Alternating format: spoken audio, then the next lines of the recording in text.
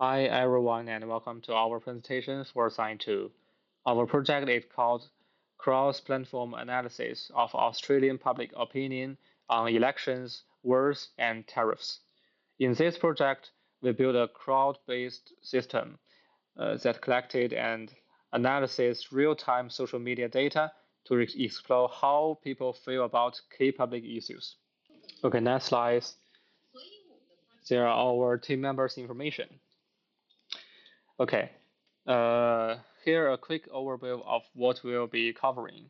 We'll start with the system architecture and explain how the different parts of our pipelines work together. Then we'll show you some of the results we get from analyzing over 1.2 million comments. After that, we will also go through some of the key challenges we run into and how we solve them. And then we will demonstrate our system's dynamic scalability. And finally, we will do some actual demonstration. In this section, we'll look at the overall system design. Figure 1 shows the system architecture diagram. Our system follows a microservices design and is deployed on Kubernetes. All the backend logic is split into small efficient functions, each doing one specific job, like data crawling, pre-processing, sentiment analysis, or querying. These functions all talk to Elasticsearch, which stores and manages the data.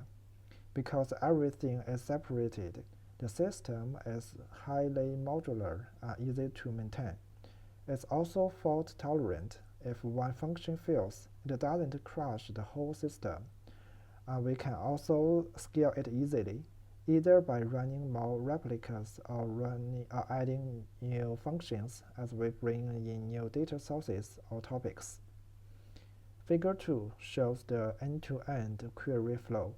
Here is how a typical query works. The front end, which is a Jupyter notebook, sends an HTTP request to one of our phishing functions. That function builds a DSL query to Elasticsearch, fetches the result, and sends it back.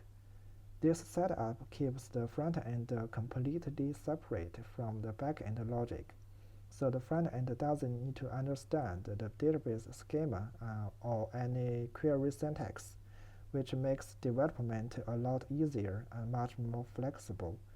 We can change the backend anytime without breaking the front end. Now let's talk about how we store and organize the data. We use 3 Elasticsearch indices, each handling a different stage in data pipeline.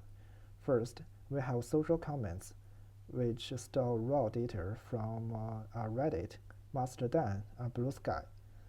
Next is processed comments, which holds data after sentiment analysis and topic classification. And finally, there is comment result, which contains aggregated sentiment statistics grouped by date, topic, and category. This layered design makes it easier for us to process data step by step, and to build up or update each part of the pipeline separately. To prevent duplicate data during batch processing, we generate structured document IDs, so each entry is unique, and repeated imports won't create duplicates. Let's start with a quick look at the data we are working with. We collected around 1.2 million comments from 3 social media platforms: Reddit, Mastodon, and Blue Sky. These platforms each have different user bases and discussion styles, so combining them gives us a more complete picture of how people are talking about with the big issue. In this figure shows where all the raw data comes from. Broken down by platform, it gives us a good sense of the structure of dataset. The last figure is the first step of the visualization. A line chart shows how sentiment scores change over time. For example, in this figure, we look at the election topic and break it down by political party. Each line represents how emotional tone shifts day by day. You can hover over any point you see the sentiment on a specific date and compare how different parties are being talked about. It's great for spotting long-term opinion trends or short-term emotional spikes after the major events. Uh, this chart focuses on how active people are in this discussion, shows the number of comments posted each day on the election topic, again broken down by political party. This helps us say when conversation really picked up, maybe in response to new stories, speeches, or campaign events. It also let us compare how much attention each party is getting on social media over time. Now, this chart is broken down the number of positive, neutral, and negative comments each day, which gives us a snapshot of how people are feeling. Not just whether they are talking about, but what kind of emotion they are expressing. Then we have the word cloud in this figure, which highlights the top keywords within each topic. The bigger the word, the more it's being mentioned. All the visuals are updated daily and can be filtered by category, like political affiliation. Comments that don't fit into a clear category are grouped under them to keep things consistent. Although this tool helps us to understand how public opinion around the major political and social issue in Australia is evolving from the angle of time, emotion, and political focus. Okay, now we'd like to move on to the third part of our presentation, which focuses on the challenges we encountered during development and how we address them. There are three main issues that we made in our work. The first one is phishing. When we first set up the backends, phishing gave us quite a few challenges. Functions often failed without clear error messages, sometimes due to cold starts, missing dependencies, or Kubernetes issues. It made debugging slow and frustrating. To fix this, we made three key changes. First, we set min scale equal to 1 for key functions to avoid cold starts. Second, we used zip packaging with a build point sh script to ensure all dependencies were installed properly. Third, we test everything locally and added details logging to help with the debugging in deployment. With these steps, all 6 core functions was deployed successfully, and data starts flowing into Elasticsearch as expected. Okay, the next issue we made in our work is data crawling. At first, we are only collecting Reddit comments about the Australian election. That gave us around 60,000 comments. Not bad, but far from enough for meaningful analysis. We soon realized that focusing on a single topic and platform was too limited. So we expanded to include 2 more topics, words and tariffs. However, general terms like word and tariff still didn't return relevant resource. To solve this, we created a topic point JSON field with 156 specific keywords, organizing by topic and platform, such as a referendum or trade agreement. These keywords are then used by our crawler functions to automatically search for and collect all matching comments across platforms. We also add unique IDs to each comments. This helps prevent duplicated during repeated crawls. With these changes, both the volume and quality of our data improves significantly. There are another issues that made in our working process. As the system grows, we notice a lot of repeated code, especially around Elasticsearch.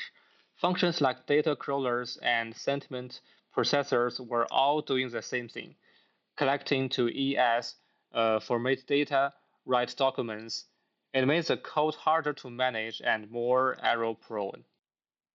So we created a shared utility model called elastic write util.py. It handled all the common Elasticsearch logic, like setting up the connection and generating IDs, so each function can focus on its core task.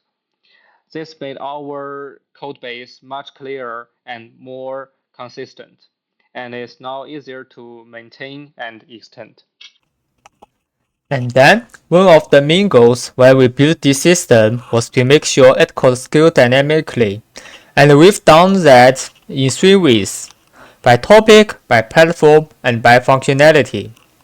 First, topic scalability. We use a Zhenxin config file called topics.json that lists all the keywords and subcategories we care about. When we first started, we were only collecting data on elections, but pretty quickly we saw the need to broaden our scope. So we expanded to cover 3 big topics: elections, wars, and tariffs. In total, we added 156 keywords, neatly organized by platform and subtopic. The beauty of this setup is that we don't need to touch the backend code to add new topics. We just update the config file and redeploy the curl. That saves us a lot of time and makes it super easier to adapt the system as our needs change. Second, platform scalability. All our interactions with Elasticsearch, reading and writing, are handled through a shared model called elasticwriteutil.python. What this means is, if we want to support a new platform like Twitter, Facebook, or even live WebSocket feeds, we just need to write a curl that outputs data in the format we expected. From there, it can plug straight into our existing pipeline by using that utility model. For example, we start with Reddit. Later on, we added Mastodon and Blue Sky, and that only took minimal code changes thanks to these shared abstractions. Third, functionality scalability. Our system is built from independent fission functions, all deployed on Kubernetes. Each function does one specific thing, like querying, processing, or querying data. This modular design means we can add new features without messing with what's already working. So, if we want to upgrade our sentiment analysis, say switch from a rule-based Wilder model to a deep learning transformer, we don't have to rebuild the pipeline. We just deploy a new function and reroute the data.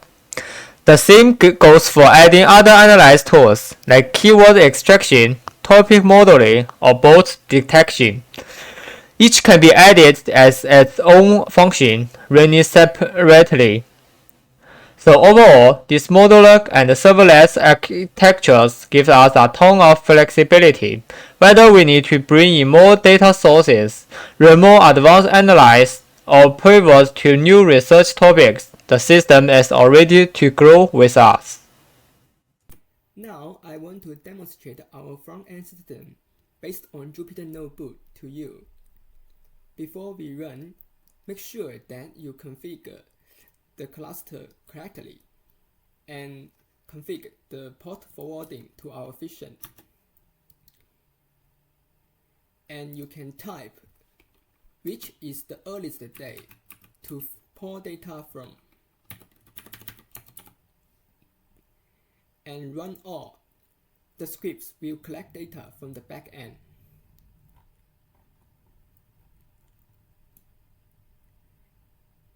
And you can see the figure is here. You can use these 3 drop-down lists to select topic, category, and which figure you want to look. The first figure is total sentiment score over time. You can hover the mouse to select an exact day to get more detailed information, and drag to zoom in some duration to get your own compare. And also you can click here to hide some category or show them. In this chart, the purple line means that the Liberal Party and the green line means that the Labour Party. And you can see that the purple line is always higher than the green line. But at the end, the Labour Party won the selection. The result is really different from the reality world. Let's move to the second figure. The second figure is total commands over time, and also you can zoom in.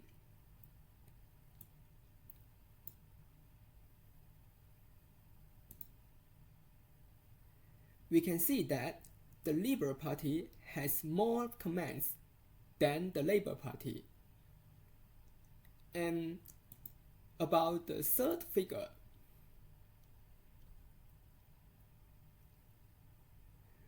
we can see how many positive, neutral, or negative commands by different party. To see the data clear, use this drop-down list to filter. Just to show the Labour Party, we can see that most of the commands are positive, just a few negative commands.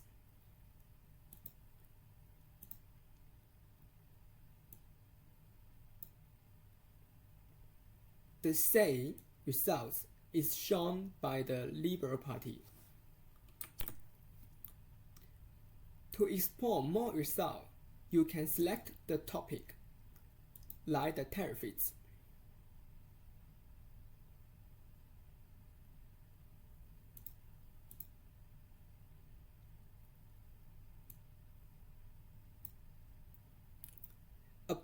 In the tariffs topic, most of the commands are negative.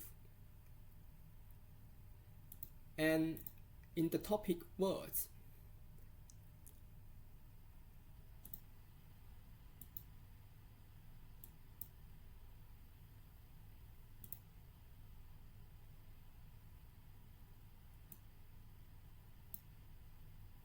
similar results